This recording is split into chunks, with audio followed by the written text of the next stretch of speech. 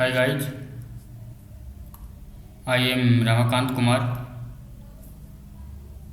Welcome to my YouTube channel. हमने पिछले lecture में हड़प्पन सिविलाइजेशन का जो फर्स्ट लेक्चर था उसमें हमने हड़प्पन सिविलाइजेशन का जो बेसिक फीचर है उसके बारे में हमने जाना था और हड़प्पा और मोहनजोदाड़ो सिटी के बारे में भी हमने जाना था और उसमें सिटी से हमें क्या क्या जो आर्कियोलॉजिकल एविडेंस जो हमें प्राप्त हुए थे उसके बारे में हमने जाना था। आज हम चान्होदाड़ो से स्टार्ट करते हैं। आज हम चान्होदाड़ो से लेकर के और भी अदर सिटी जो हड़प्पा सिविलाइजेशन में जो पाया गया है उसके बारे में हम जानेंगे। तो सबसे पहले हम जानते हैं कि चान्होदाड़ो कहाँ लोकेशन है, इसका लोकेशन क्या है, मतलब कहाँ लोकेटेड था और यहाँ से कौन कौन से आर्कियोलॉजिकल एविडेंस हमें जो मिले हैं, कौन कौन से हमें साक्ष्य प्रमाण मिले हैं उसके बारे में हम जानेंगे।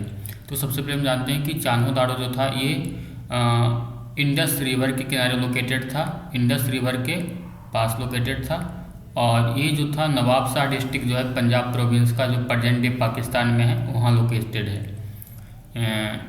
यानी चान्होदाड़ो जो है इंडस रिवर के किनारे नवाबशाह डिस्ट्रिक्ट पंजाब प्रोविंस के नवाबशाह डिस्ट्रिक्ट में लोकेटेड है जो कि प्रेजेंट डे पाकिस्तान में है। बस इतना सिर्फ याद रखना है कि ये चान्होदाड़ो जो है ये इंडस रिवर के किनारे लोकेटेड है और कहाँ है, पाकिस्तान में। बस इतना याद रखना है। और इसको लंकनशायर भी कहा जाता है, इंडस वैली सिविलाइजेशन का लंकनशायर भी कहा जाता है। लंकनशायर क्यों कहा जाता है? क्योंकि यहाँ से बहुत सारी मेटल्स बीड्स बनाने की फैक्ट्रियाँ मिली है, इसलिए इसको इंडस वैली सिविलाइजेशन का लंकनशायर कहा जाता है ना। इसको याद रखना है कि इंडस वैली सिविलाइजेशन का लंकनशायर किसको कहा जाता है, चान्होदाड़ो को। और ये एक ऐसा शहर, एकमात्र शहर है इंडस वैली सिविलाइजेशन का, हड़प्पा सिविलाइजेशन का एकमात्र शहर है जो कि सिटी विदाउट सिटाडेल, मतलब इस सिटी में किसी प्रकार के हमें सिटाडेल का एविडेंस नहीं मिला है। सिटाडेल करने का मतलब हुआ अपर टाउन, है ना। हमने पिछले लेक्चर में जाना था कि इंडस वैली सिविलाइजेशन के जो टाउन जो होते थे वो 2 या 3 पार्ट्स में डिवाइड होते थे। एक अपर टाउन होता था, अपर टाउन जिसको सिटाडेल बोलते थे, सिटाडेल, और एक होता था लोअर टाउन यानी निचला शहर, है ना। इसको हिंदी में बोलेंगे निचला शहर। तो अपर टाउन में एडमिनिस्ट्रेटिव बिल्डिंग्स होती थी, इलाइट क्लास के लोग रहते थे, है ना, ये सब होता था। और लोअर टाउन में जो होता था वो श्रमिक लोग होते थे, लेबर लोग रहते थे और फार्मर्स वगैरह जो निम्न कैटेगरी के जो लोग थे, मतलब समाज में निचले तबके के लोग जो होते थे वो लोअर टाउन में रहते थे। लेकिन एकमात्र चान्होदाड़ो जो ही एकमात्र ऐसा शहर है हड़प्पन सिविलाइजेशन का जिसमें किसी भी प्रकार के हमें सिटाडेल का एविडेंस नहीं मिलता है। और इसका एग्जीबिशन किया गया था मक्काई के द्वारा 1925 में और एनजी मजूमदार के द्वारा भी इसका एग्जीबिशन बाद में किया गया, है ना। यहाँ से जो हमें आर्कियोलॉजिकल एविडेंस जो मिलता है, सबसे पहले इंक पॉट मिलता है। इंक पॉट करने का मतलब दावा जिसमें स्याही रखी जाती है, यानी यहाँ से हमें इंक पॉट मिलता है। बीड मेकिंग फैक्ट्री मिलती है, बहुत सारे यहाँ से बीड्स हमें मिले हैं, मोतियाँ मिली है, जिससे हमें पता चलता है कि यहाँ पे बीड में बनाने की फैक्ट्री रही होगी। यूज ऑफ लिपस्टिक के प्रयोग का जो एविडेंस जो हमें मिलता है वो कहाँ से मिलता है, हमें चान्होदाड़ो से मिलता है। Terracotta model of bullock cart जो बैलगाड़ी जो है उसका टेराकोटा मॉडल, ये देखो terracotta model of bullock cart है, ये भी हमें कहाँ से मिलता है, चान्होदाड़ो से मिला है। ब्रोंज टॉय कार्ट, ब्रोंज यानी कांसे का जो बना हुआ जो एक खिलौना गाड़ी है वो भी हमें मिला है। ये कांसे का बना हुआ, ब्रोंज का बना हुआ जो टॉय कार्ट है वो हमें मिला है चान्होदाड़ो से। इम्प्रिंट ऑफ डॉग्स पा ऑन ब्रिक, एक ब्रिक ईंट के ऊपर जो है कुत्ते के पंजे का निशान हमें मिला है।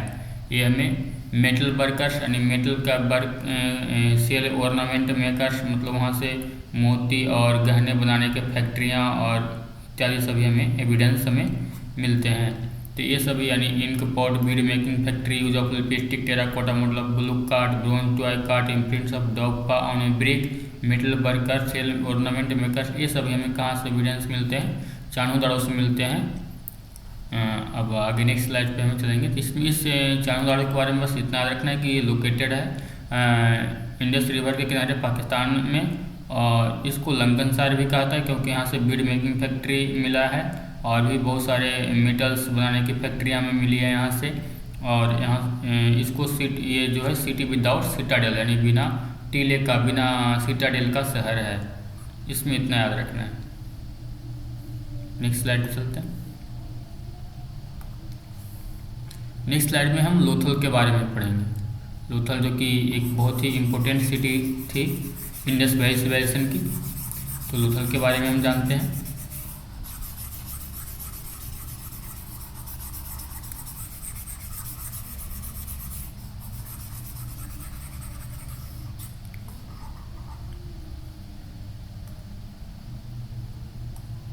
लोथल जो है प्रेजेंट डे जो है ये भोगावो रिवर के किनारे अहमदाबाद डिस्ट्रिक्ट जो गुजरात का है उसमें लोकेटेड है। यानी याद रखना है कि भोगावो रिवर के किनारे लोकेटेड है लोथल। और ये कहाँ है? ये गुजरात में है। इसका एग्जीबिशन किया गया था SR राव के द्वारा 1954 में। लोथल का एग्जीबिशन कब किया गया था? 1954 में SR राव के द्वारा इसका उत्खनन करवाया गया। और यहाँ इसको मैनचेस्टर भी कहा जाता है। इंडस वैली सिविलाइजेशन का जो है इसको मैनचेस्टर कहा जाता है। और यहाँ इसमें एक बार important site of naval trade, मतलब ये व्यापार का एक बहुत बड़ा केंद्र था। आर्टिफिशियल डॉकयार्ड के एविडेंस में यहाँ से मिलते हैं। इसलिए मैनचेस्टर इस यहाँ से जो होता था ट्रेड होता था दूसरे जो अदर सिविलाइजेशन जो थे, अदर इसके कंटेम्प्रेरी जो सिविलाइजेशन जैसे जिसमें मेसोपोटामिया की सिविलाइजेशन हो गई, तो उसके साथ इनका ट्रेड होता था। इसलिए इसको मैनचेस्टर कहा जाता है। Manchester of Indus valley civilisation कहा जाता है। यहाँ से हमें मिले हैं डॉक यार्ड। यहाँ से क्या मिला हमें? डॉक यार्ड यानी बंदरगाह मिले हैं। राइस हस्क मतलब चावल के भूसे मिले हैं हमें, चावल के छिलके, धान जो होता है उसके छिलके मिलते हैं। पेंटेड जार मिला, ये जार है जो कि पेंट किया गया है इसके ऊपर, ये हमें मिला है। Modern day chess, modern day जो हम चेस खेलते हैं उसका एविडेंस हमें कहाँ से मिला है? लोथल से मिला है। उसके बाद हमें फायर अल्टार्स मिला है, अग्नि वेदी यानी हवन कुंड जिसको बोलते हैं, वो उसका एविडेंस भी हमें मिलता है। Terracotta figures of horse and ship, horse और शिप का जो है हमें टेराकोटा फिगर्स भी हमें यहाँ से मिलता है। Instrument for measuring 45, 90 and 180 degrees angles, 45 degree, 90 degree और 180 डिग्री एंगल को मापने के लिए जो इंस्ट्रूमेंट होता है उसका भी एविडेंस हमें लोथल से मिलता है। डबल बैरियल, ये डबल बैरियल का एविडेंस हमें मिला है, मतलब एक ही बैरियल में दो लोगों को एक साथ जो है बरी किया गया है, इसका एविडेंस हमें मिलता है लोथल से, डबल बैरियल का। पर्शियन और ईरानियन सील हमें यहाँ से मिल रहा है, मतलब पर्शिया और ईरान का सील हमें यहाँ से मिलता है। इससे पता चलता है कि पर्शिया और ईरान के लोगों के साथ इनका ट्रेड होता होगा, तभी तो वहाँ का सील ये यहाँ पे पहुँचा है। इसके अलावा मेटल वर्कर्स भी यहाँ से मिले हैं, यानी मेटल बनाने की फैक्ट्रियाँ कहें या मेटल बनाने की फैक्ट्री यहाँ से मिली है। सेल एंड ऑर्नामेंट मेकर्स भी यहाँ से मिला है। यानी इतना रखना, लोथल के बारे में रखना है कि ये यहाँ पे नेवल ट्रेड होता था, यानी यहाँ पे बंदरगाह पोर्ट सिटी था, पोर्ट सिटी। यहाँ डॉकयार्ड मिला है, डॉकयार्ड। मॉडर्न डे चेस यहाँ से मिला है ना। पर्शियन और ईरानियन सील यहाँ से मिला है। और डबल बैरियल यहाँ से एविडेंस मिलते हैं, डबल बैरियल के एविडेंस यहाँ से मिलते हैं। और ये present day Bhogavo river Ahmedabad district जो गुजरात का वहाँ लोकेटेड है। आगे हम नेक्स्ट स्लाइड पर चलते हैं।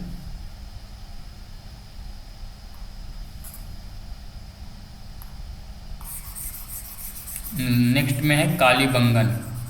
कालीबंगन का अर्थ होता है, काली मतलब काला और बंगन का मतलब चूड़ियाँ, यानी काली चूड़ियाँ। कालीबंगन जो है प्रेजेंट डे जो है ये घग्गर रिवर के किनारे जो है राजस्थान में लोकेटेड है। कालीबंगन कहाँ लोकेटेड है? घग्गर नदी के किनारे हनुमानगढ़ डिस्ट्रिक्ट में राजस्थान में लोकेटेड है। कालीबंगन का मीन्स होता है black bangles of black colour, मतलब काले रंग की चूड़ियाँ होता है ना। यहाँ से बहुत सारी चूड़ियाँ पाई गई है जिससे पता चलता है, जिससे इसका नाम पड़ा कालीबंगन। इसका एग्जीबिशन किया गया था अमरनाथ घोष द्वारा 1951 में। बीबी लाल और BK थापर द्वारा इसका एग्जीबिशन किया गया 1961 में। यानी इसका एक्सीबिशन का काम सबसे पहला काम जो हुआ था 1951 में हुआ था अमाल नंद घोष के द्वारा, और सेकेंड एक्जीबिशन जो हुआ बीबी लाल और बीके थापर के द्वारा 1961 में। यहाँ से जो इम्पोर्टेंट एविडेंस जो हमें मिले हैं वो प्लाउड फील्ड सरफेस, मतलब जुते हुए खेत के एविडेंस में मिले हैं, ऐसे खेत फील्ड में मिले हैं जो कि जुता हुआ था। यानी यहाँ से एग्रीकल्चर के भी एविडेंस हमें मिलते हैं। 7 फायर अल्टार्स हमें मिला है, 7 जो है अग्नि वेदियाँ में हमें मिली है, अग्निकुंड हमें मिला है 7 अग्निकुंड। डेकोरेटेड ब्रिक्स सजाए हुए ईंट हमें मिले हैं यहाँ पे। व्हील्स ऑफ टॉय कार्ट जो होता था उसके बहुत सारे हमें व्हील्स हमें यहाँ से मिले हैं, है ना। और मेसोपोटामियन सिलिंड्रिकल सेल, ये मेसोपोटामिया का सील है, ये भी हमें इसी का ये पूरा एक्सपेंड करके इधर दिखाया गया है। ये पूरा सील मेसोपोटामिया का ही है, और इसी को पूरा विस्तार कर देंगे, जब उस सिलेंडर को पूरा खोल देंगे तो इस प्रकार से दिखाई पड़ेगा। ये हमें मिला है मेसोपोटामिया का सिलिंड्रिकल से, जिससे हमें पता चलता है कि इनका ट्रेड जो था मेसोपोटामिया के साथ भी था, और पर्सिया और ईरान के जो सील था पहले हमने लोथल में देखा था, लोथल में मिला था। बेंगल फैक्ट्री, यहाँ से चूड़ी बनाने के कारखाने मिले हैं। बोन्स ऑफ कैमल, ये याद रखना है, बहुत ही इंपॉर्टेंट है। बोन्स ऑफ कैमल यानी ऊँट की हड्डी के जो एविडेंस हमें जो मिलते हैं वो कहाँ से मिलते हैं, कालीबंगन से मिलते हैं। और यहाँ भी सिटाडेल एंड लोअर टाउन है, यानी ऊपरी शहर और निचली शहर, 2 हिस्सों में यहाँ भी टाउन बटा हुआ है। पूरे इंडस वैली सिविलाइजेशन का सिर्फ एकमात्र चान्होदारो ऐसा शहर है जो कि जहाँ पे सिटाडेल के एविडेंस नहीं मिले, यानी पूरा शहर वो बिल्कुल प्लेन था, वहाँ पे अपर टाउन लोअर टाउन जैसा कोई एविडेंस नहीं मिला है। नेक्स्ट स्लाइड पे चलते हैं। नेक्स्ट में हम धौलावीरा के बारे में पढ़ेंगे, जो कि प्रेजेंट डे गुजरात में लोकेटेड है, लूनी रिवर के किनारे, कच्छ डिस्ट्रिक्ट में।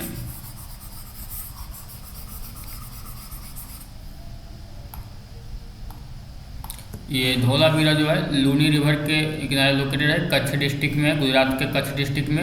इसका एग्जीबिशन किया गया था जेपी जोशी के द्वारा 1967-1968 में, और ये जो है यूनेस्को वर्ल्ड हेरिटेज साइट को इसको 2021 में इसको यूनेस्को वर्ल्ड हेरिटेज में शामिल किया गया, धौलावीरा को। याद रखना ये बहुत ही इम्पोर्टेंट है।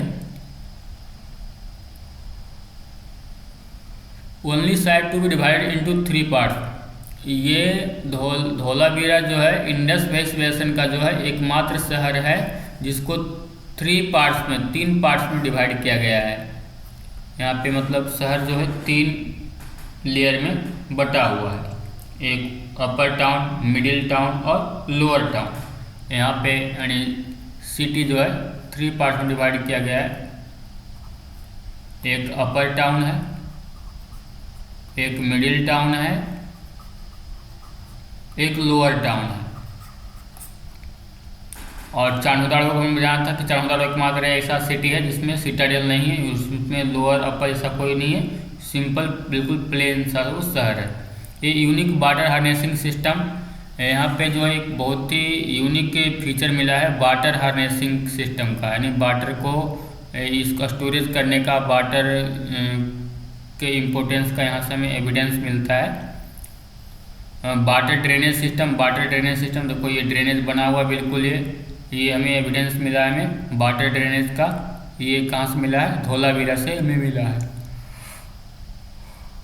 स्टेडियम का एविडेंस मिला है, ये देखो ये स्टेडियम है, स्टेडियम का हमें एविडेंस मिला है। डैम्स एंड इम्बैंकमेंट्स, डैम्स यानी बांध, और बांध के हमें डैम के और इम्बैंकमेंट्स के हमें एविडेंस मिलते हैं। A large well and bath, एक बहुत बड़े कुएं का हमें एविडेंस हमें मिला है धौलावीरा से, और एक बहुत बड़े बाथ का एविडेंस मिला। 10 large side sign like advertisement board, ये 10 लार्ज साइन हमें मिला है इस प्रकार से, ये ओरिजिनल में जो मिला है उसका है, इसका ये कॉपी इधर है।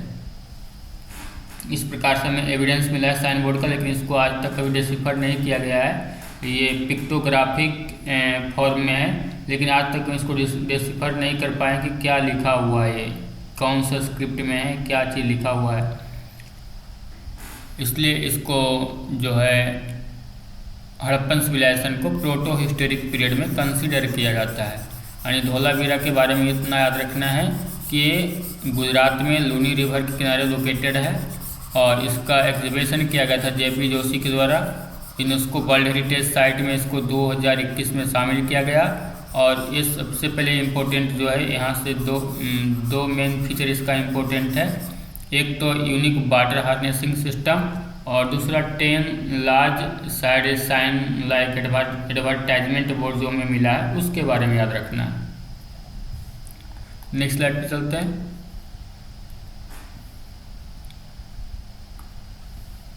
नेक्स्ट हम बनवाली के बारे में जानते हैं। बनवाली जो कि घग्गर नदी के किनारे हरियाणा में लोकेटेड है प्रेजेंट डे। इसका एग्जीबिशन किया गया था आर.एस. बिष्ट के द्वारा 1973 में। बनवाली का एग्जीबिशन कब किया गया था? 1973 में आर.एस. बिष्ट के द्वारा। और ये यहाँ पे जो स्ट्रीट जो मिला है हमें रेडियल मिला है। रेडियल का कहने का मतलब हुआ वो बिल्कुल ये सर्कल जैसा हमें रेडियल पैटर्न में हमें मिला है यहाँ से।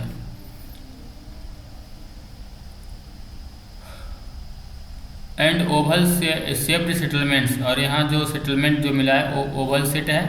आर्कियोलॉजिकल फाइंडिंग्स में यहाँ टॉय क्लॉज मिला है, यानी खिलौने का हल मिला है, यानी हल जो मिला है ये टॉय क्लॉज है, एक खिलौने के रूप में है। बार्ले ग्रेन्स मतलब बार्ले जौ यहाँ से मिला है हमें। लेपिस लाजुली एक नीला कलर का ब्लूइश कलर का स्टोन होता है, उसका ये लेपिस लाजुली है, उसका हमें एविडेंस मिलता है। फायर अल्टार्स हमें अग्निवेदी मिला, अग्निकुंड हमें मिला है।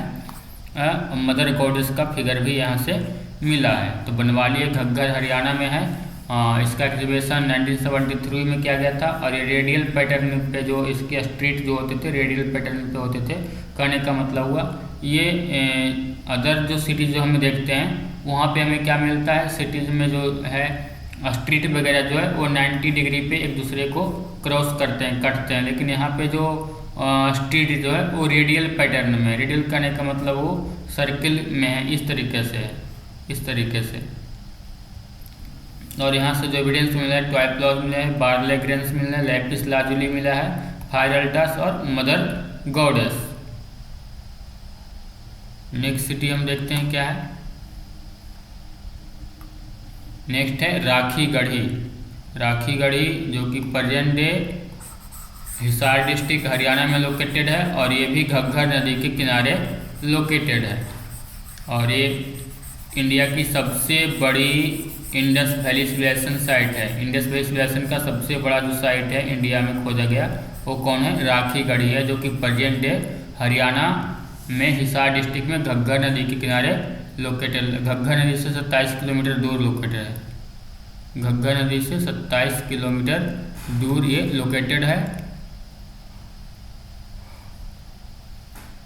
इसको पहली बार एग्जीबिशन इसका क्या गया 1960 में, उसके बाद 1990 में 30 ईयर्स आफ्टर इसका एग्जीबिशन किया गया। और इसको प्रोविंशियल कैपिटल माना जाता है, इंडस वैली सिविलाइजेशन का प्रोविंशियल कैपिटल माना जाता है। और इसको इंडियन लार्जेस्ट इंडियन साइट माना जाता है इंडस वैली सिविलाइजेशन का। यहाँ से जो हमें मिला है ग्रेनरी मिला है। ग्रेनरी का मतलब जहाँ पे ग्रेन्स को स्टोरेज किया जाता था, यानी अन्नागार, इसको हिंदी में बोलेंगे अन्नागार, जहाँ मतलब अनाज को स्टोर किया जाता था। सिमेट्री मिले हैं, यानी कब्रगाह मिले हैं, ये हमें सिमेट्री का एविडेंस में मिला है। ड्रेन्स, यहाँ से हमें भी ड्रेन्स मिले हैं, नालों के एविडेंस मिलते हैं ड्रेन पैटर्न का। और टेराकोटा ब्रिक्स, मतलब टेराकोटा ब्रिक्स करने का मतलब हुआ पक्की हुई ईंटों का प्रयोग हुआ है। हम देखेंगे हड़प्पा के जो अधिकांश जो सिटी है सभी सिटी में जो है पक्की हुई ईंटों का प्रयोग किया गया है। आगे हम नेक्स्ट सिटी के बारे में, तो राखी गढ़ी के बारे में याद रखना है कि कहाँ लोकेटेड है। ये हरियाणा में लोकेटेड है, घग्गर नदी से 27 किलोमीटर दूर हिसार डिस्ट्रिक्ट में। इसका एग्जीबिशन 1960 में किया गया था। उसके बाद फिर 1990 में इंडिया की सबसे बड़ी साइट इसको कंसिडर किया जाता है इंडस वैली सिविलाइजेशन का सबसे बड़ा साइट इसको कंसिडर किया जाता है राखी गढ़ी को। नेक्स्ट सिटी है हमारा रोपड़, जो कि रोपड़ जो है सतलज रिवर के किनारे लोकेटेड है और ये पंजाब में है। सतलज रिवर के किनारे पंजाब में लोकेटेड है। First site to be discovered after independence, यानी स्वतंत्रता के बाद 1947 के बाद जो पहला शहर जो डिस्कवर किया गया था इंडस वैली सिविलाइजेशन का वो था रोपड़ था, जो कि प्रेजेंट डे पंजाब में लोकेटेड है सतलज रिवर के किनारे। यहाँ से जो आर्कियोलॉजिकल फाइंडिंग जो में मिले हैं, dog buried with women in oval pot pit burials, एक ओवल पिट बरियल्स है जिसमें डॉग को जो है वुमेन्स के साथ जो है दफनाया गया है। मतलब डॉग और वुमेन को एक साथ जो है ओवल पिट में दफनाया गया है और बरी किया गया है। वो उसका एविडेंस हमें कहाँ से मिलता है? रोपड़ से मिलता है। और कॉपर एक्स, मतलब कॉपर का एक्स मिला है हमें, कॉपर की कुल्हाड़ी हमें मिली है। दैमाबाद नेक्स्ट सिटी है, दैमाबाद जो कि लोकेटेड है परवारा रिवर, जो कि गोदावरी की ट्रिब्यूटरी है, अहमदनगर डिस्ट्रिक्ट महाराष्ट्र में। जो कि ये जो है दैमाबाद जो है सबसे साउथर्न मोस्ट साइट है इंडस वैली सिविलाइजेशन का। ये इंडस वैली सिविलाइजेशन का साउथर्न मोस्ट साइट है, यानी सबसे दक्षिणी शहर जो है। इसका जो एक्सिबिशन किया गया था और बीपी बोपार्दिकर के द्वारा 1958 में किया गया था।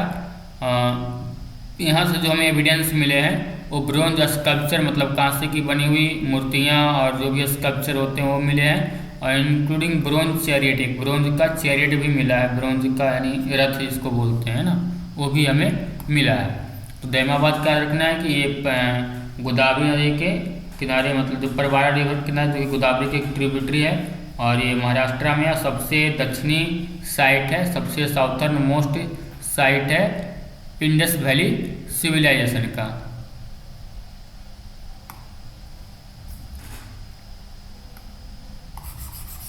आगे है सुरकोटडा, सुरकोटाडा जो है ये कच्छ डिस्ट्रिक्ट गुजरात में लोकेटेड है। यहाँ से जो हमें एविडेंस मिला है वो बोन्स ऑफ हॉर्स, मतलब घोड़े की हड्डियों के एविडेंस हमें मिले हैं। तो घोड़े की हड्डियों के एविडेंस हमें कहाँ से मिलते हैं? सुरकोटाडा से। और यहाँ से ओवल ग्रेव मिला है और पॉट बरियल्स मिला है, ये पॉट बरियल्स हमें मिला है। ये कहाँ से मिला है? हमें सुरकोटाडा से मिला है। आलमगीरपुर ये जो है यमुना रिवर के किनारे मेरठ डिस्ट्रिक्ट में लोकेटेड है उत्तर प्रदेश में, और ये जो है south eastern most site of Indus valley civilisation का। इंडस वैली सिविलाइजेशन का सबसे पूरब का जो हिस्सा है, सबसे पूरब में जो साइट है वो है आलमगीरपुर, जो कि मेरठ डिस्ट्रिक्ट में उत्तर प्रदेश में लोकेटेड है यमुना नदी के किनारे। यहाँ से जो हमें एविडेंस जो मिले हैं वो broken blade made of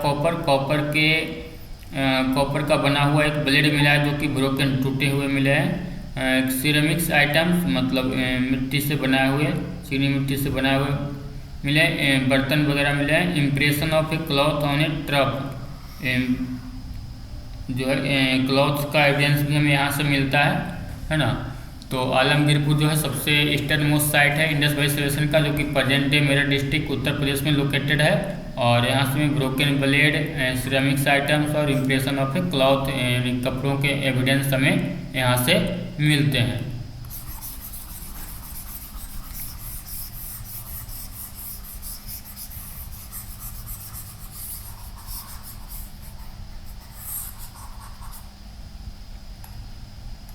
next slide पे चलते हैं। नेक्स्ट स्लाइड है मेहरगढ़, जो कि प्रेजेंट डे पाकिस्तान में लोकेटेड है। इसको इंडस वैली सिविलाइजेशन का प्रीकर्सर यानी अग्रदूत कहा जाता है, प्रीकर्सर कहा जाता है इंडस वैली सिविलाइजेशन का मेहरगढ़ को। यहाँ से आर्कियोलॉजिकल फाइंडिंग्स जो हमें मिले हैं वो पॉटरी मिला है, कॉपर टूल्स मिला है। पॉटरी और कॉपर टूल्स हमें कहाँ से मिला है? मेहरगढ़ से मिला है। ये आगे नेक्स्ट सिटी कोट डीजी है, ये पंजाब में लोकेटेड है। यहाँ से आर्कियोलॉजिकल फाइंडिंग जो हमें आर्कियोलॉजिकल एविडेंस जो मिले हैं, तार, स्टैचू ऑफ मदर गॉडेस और बुल और मदर गॉडेस का स्टैचू में मिला है। सुतकांगेडोर से ये जो वेस्टर्न मोस्ट साइट है इंडस वैली सिविलाइजेशन का, सुतकांगेडोर जो है सबसे पश्चिमी सबसे ईस्टर्न में क्या था, सबसे ईस्टर्न में जो था वो था आलमगीरपुर। सबसे वेस्टर्न में क्या है, सुतकांगेडोर है, जो कि प्रेजेंट डे पाकिस्तान में लोकेटेड है, बलूचिस्तान वाला एरिया में। Bangles of clay have been found here, यहाँ से बैंगल्स जो चूड़ियों के एविडेंस हमें मिलते हैं। और सबसे साउथर्न मोस्ट पार्ट क्या था, दैमाबाद था। और सबसे नॉर्थर्न मोस्ट जो पार्ट है वो क्या है, हमारा मांडा है, जो कि जम्मू कश्मीर में। बालू हरियाणा में है, यहाँ से हमें गार्लिक के एविडेंस हमें मिलते हैं। सबसे पहले जो गार्लिक का जो एविडेंस मिलता है हमें कहाँ मिलता है, बालू हरियाणा से मिलता है। केरला नो धोरो गुजरात में लोकेटेड है, जहाँ जो कि ये साल्ट प्रोडक्शन सेंटर के बारे में एविडेंस हमें यहाँ से मिलता है, यानी साल्ट प्रोडक्शन सेंटर इसको माना जाता था, केरालो नो धोरो को, जो कि गुजरात में लोकेटेड है। कोटवाला जो कि पाकिस्तान में लोकेटेड है। एर्लियस्ट एविडेंस ऑफ फर्नेस का मतलब जो दाह संस्कार जो होता है उसमें फर्नेस का अवशेष हमें मिलता है, क्रीमेटेड का। मांडा जो कि जम्मू कश्मीर में है, ये नॉर्थर्न मोस्ट साइट है इंडस वैली सिविलाइजेशन का। इंडस वैली सिविलाइजेशन का नॉर्थर्न मोस्ट साइट क्या है, नॉर्थर्न मोस्ट साइट जो है ये मांडा है, मांडा। साउथर्न मोस्ट साउथ क्या है, दैमाबाद जो कि महाराष्ट्र में लोकेटेड है। ईस्टर्न मोस्ट साइट हमारा क्या है, आलमगीरपुर जो कि उत्तर प्रदेश में लोकेटेड है। और वेस्टर्न मोस्ट साइट क्या है, सुतकांगेडोर जो कि पाकिस्तान में लोकेटेड है। इसमें याद रखना कि नॉर्थर्न, साउथर्न, ईस्टर्न ये तीन जो है इंडिया में लोकेटेड है। Northern Manda Jammu and Kashmir में, साउथर्न दैमाबाद महाराष्ट्र में, ईस्टर्न आलमगीरपुर उत्तर प्रदेश में, और वेस्टर्न जो है ये पाकिस्तान में लोकेटेड है, वेस्टर्न साइड जो है।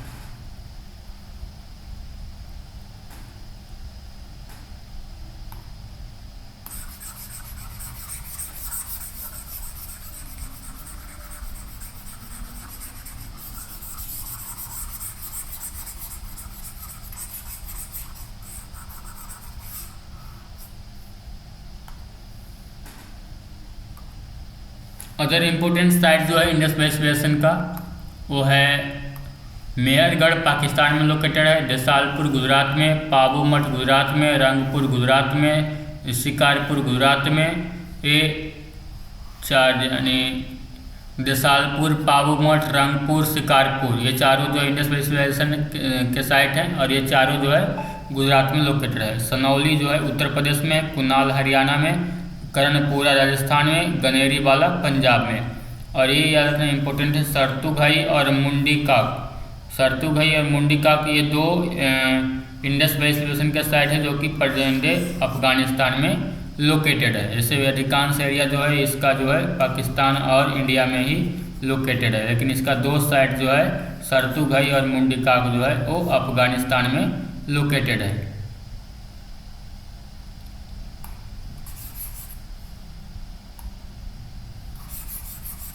इसमें रखना है कि मेहरगढ़ पाकिस्तान में, देसालपुर, पाबू मठ, रंगपुर, शिकारपुर गुजरात में, सनौली कहाँ है उत्तर प्रदेश में, कुनाल हरियाणा में, कर्णपुरा राजस्थान में, गनेरीवाला पंजाब में, और सरतुघई और मुंडिका अफगानिस्तान में। नेक्स्ट स्लाइड पे चलते हैं। इसका जो हड़प्पा सिविलाइजेशन जो था उसका इंपोर्ट, एक्सपोर्ट और इंपोर्ट होता था, उसके बारे में जानेंगे कि मतलब उनको किन लोगों के साथ कहाँ पे व्यापार होता था। इंपोर्ट ये करते थे, गोल्ड का जो इंपोर्ट ये करते थे वो कहाँ से करते थे, गोल्ड का इंपोर्ट इनका जो होता था कोलार, जो कर्नाटका में जो खाना है वहाँ से आता था इनका कोलार से, अफगानिस्तान और पर्सिया ईरान से आता था। सिल्वर इनको अफगानिस्तान, पर्सिया और साउथर्न इंडिया से आता था। कॉपर इनको खेतरी राजस्थान में जो है कॉपर माइंस के लिए आता था, वहाँ से आता था, बलूचिस्तान वाला एरिया से और अरबिया वाला एरिया से आता था। टीन जो आता था अफगानिस्तान और बिहार से आता था। लैपिस लाजुली और सफ़ायर जो था बड़ाक्सान अफगानिस्तान से, जेड सेंट्रल एशिया से, स्टेट जो आता था, शहर सोख्ता ईरान से और पाकिस्तान से, किरथार हिल्स जो था वहाँ से आता था, एमिट आता था महाराष्ट्र से, एजिटेट और चाल्केडोनिस एंड कैर्नेलियंस, ये सभी जो है स्टोन होते थे, ये सभी हमें कहाँ से मिलाता था, सौराष्ट्र और वेस्ट इंडिया से आता था। ये सभी इनका इंपोर्ट था, यहाँ से यानी इंपोर्ट करते थे। और एक्सपोर्ट क्या करते थे, ये एक्सपोर्ट ये करते थे एग्रीकल्चर प्रोडक्ट्स, यानी ये एक्सपोर्ट जो करते थे एग्रीकल्चर से बने हुए, मतलब जो ये जैसे चावल हो गया, गेहूँ, जौ, ये सब का एक्सपोर्ट करते थे। कॉटन से बने हुए जैसे कपड़े वगैरह का एक्सपोर्ट करते थे। टेराकोटा फिगर्स का एक्सपोर्ट करते थे, क्योंकि मतलब पोट्री का एक्सपोर्ट, सर्टेन बीड्स, कुछ बीड्स का ये चान्होदाड़ों से एक्सपोर्ट करते, क्योंकि मैं देखा था चान्होदाड़ों में जो था बीड मेकिंग फैक्ट्री था। कौच सेल लोथल से, ये लोथल में सेल से बने हुए जो है उसके एविडेंस मिलते हैं, वो उसके फैक्ट्री बनाने, कौच सेल को बनाने का फैक्ट्री का एविडेंस मिलता है। यानी यहाँ से ये सेल का एक्सपोर्ट करते थे, आइवरी प्रोडक्ट्स का एक्सपोर्ट करते थे, कॉपर का एक्सपोर्ट करते थे। तो ये सब इनका एक्सपोर्ट था। ये इनका एक्सपोर्ट जो होता था वो मेसोपोटामिया और पर्शिया के लोगों के साथ होता था। नेक्स्ट स्लाइड पर चलते हैं।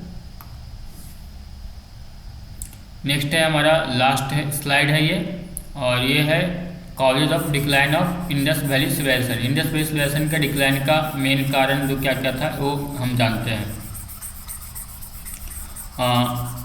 इंडस वैली सिविलाइजेशन का डिक्लाइन का जो कारण था, वो पहला मेन कारण जो ऐसे इसके बहुत सारे डिक्लाइन के कारण हैं, लेकिन अलग अलग हिस्टोरियन का अलग अलग मानना है डिक्लाइन का कारण। इनमें पहला जो कारण है फ्लड और अर्थक्वेक का, मतलब बाढ़ और भूकंप से इनका डिक्लाइन हुआ था। कुछ हिस्टोरियन ऐसा मानते हैं।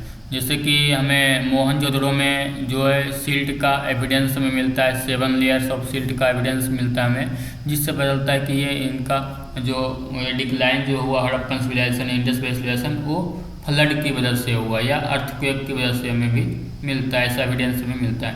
शिफ्टिंग अवे, दूसरा जो मानना है एक, शिफ्टिंग अवे ऑफ इंडस मतलब इंडस रिवर जो है उसका जो है शिफ्ट हो जाना, मतलब उसका जो जहाँ से बह रही है वहाँ से ना होकर के दूसरी जगह से बहना, ये ऐसा मानते हैं।